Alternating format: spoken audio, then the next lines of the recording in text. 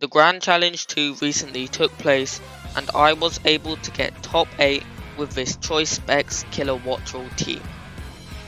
For those who don't know what the Grand Challenge is, it's an official tournament set by the Pokemon Company which is played in a ladder tournament style, a lot like the ranking system in the base Pokemon Scarlet Violet. So in this tournament, you'll start off with a rating of 1500 and your rating will go up roughly around 10, maybe 11 points for each win and around the same but in the opposite direction for a loss. And now I was able to get 5th place in the tournament, which even I have to say is pretty good if I do say so myself, with a rating of 1748. So in total in this tournament I decided you get 45 battles in total, 15 each day. I decided to do 33 because I couldn't really do too much for the second day, and I was able to get a win-loss ratio of 28-5. Okay, so here's the team. As I've said before, we have the star of the show, Kilowattrel. So with the Choice Specs item, as I've discussed before, timid nature, just max special attack and speed, just because I want to do the most damage possible, and 125. There are some mons in the speed tier and there's not really much reason for me to put a lower speed when I'll just be guaranteed getting outsped instead of having a speed tie.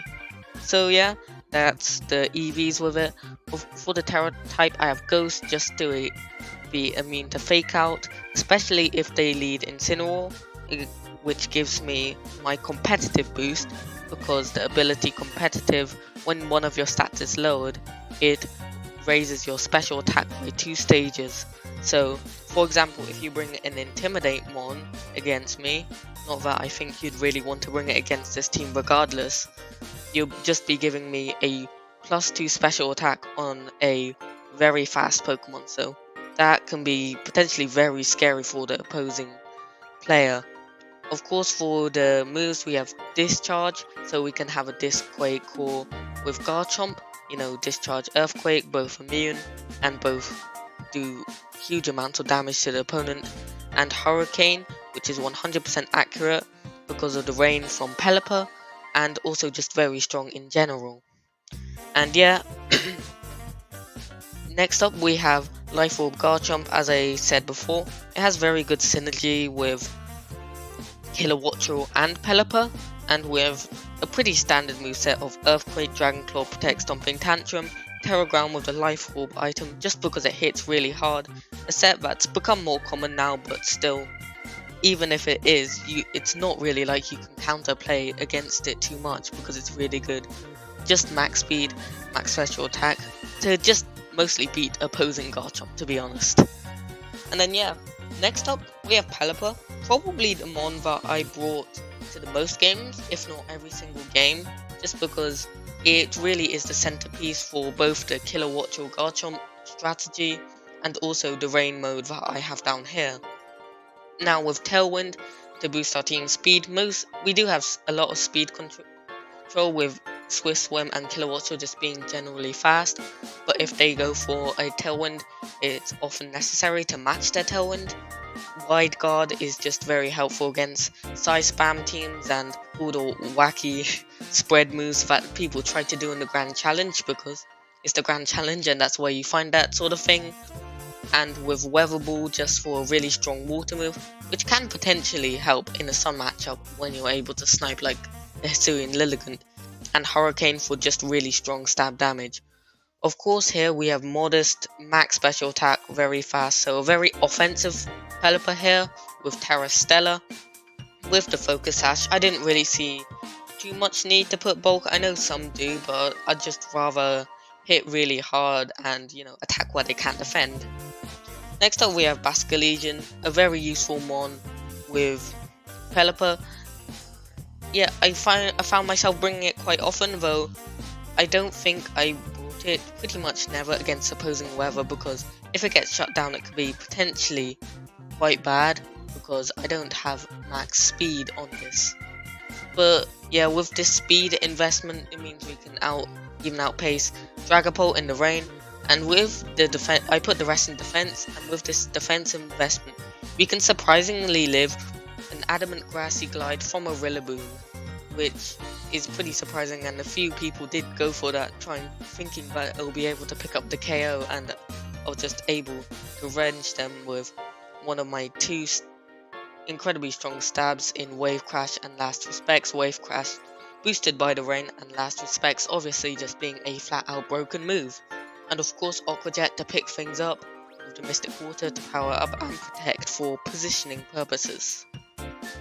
Yeah, next up we have Archaludon. You know, when there's rain, there's always going to be Archaludon. Personally, I think I like how this team doesn't rely on Archaludon as much as most rain teams do, because for most teams it is like essential to bring it in a strategy, but since we have another mode in Kilowattrel and Garchomp, I feel like it takes off the pressure a bit for this very strong Pokemon. But still, of course, it's very strong. There's a reason why it's being used so much. And yeah, with Electro Shot, a broken move that boosts special attack and then hits them with strong electric type damage.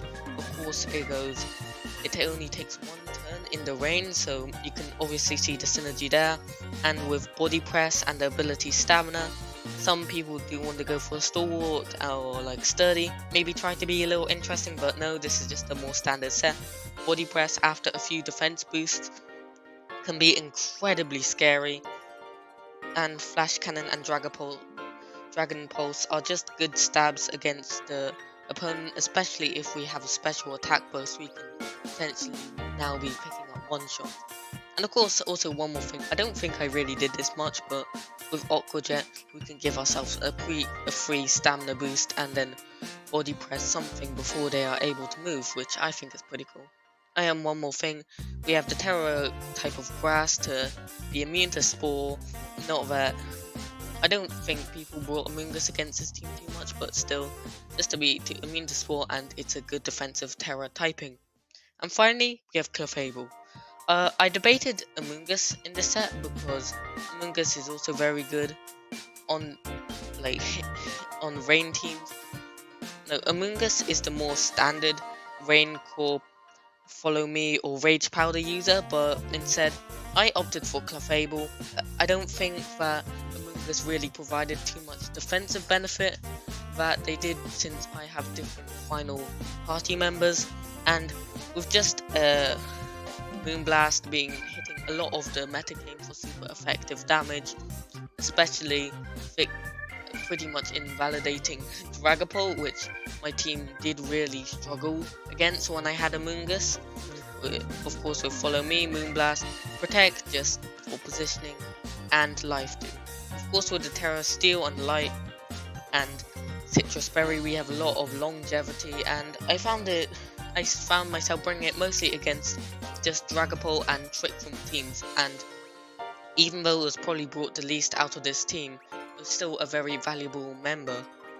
And yeah, I think that's it for the team. Now, of course, I still do have some fun things, like stories about the Grand Challenge, some of the battles maybe to discuss, so yeah, I guess I'll do that now. This will just be more casual, and maybe there'll be some footage over it added in editing. So there was also this one game where they had Dragonite and Alone Ninetales, which of course they didn't, but we had Tailwind up, and yeah, I decided that, you know, they were likely to Terra their Dragonite into a Steel or Flying type, because they run both stabs, as I had Clefable and Archaludon out, and yeah, they definitely wouldn't want to risk their Ninetales like this, even though it could KO me, because I can punish it very heavily, even if with Archaludon just being able to one-shot it, or still doing a lot of damage, honestly, even if it Terras. So I call the read, I switch out into Pelipper as they switch their Ninetales into King Gambit, as they Terra Flying, and I go for Electro Shot, get that special attack boost, and one-shot their Dragapult, and put them super far behind, since now I have a +1 Archaludon, Weather Control, and Tailwind, so I was just able to win the battle from there, which I found really funny.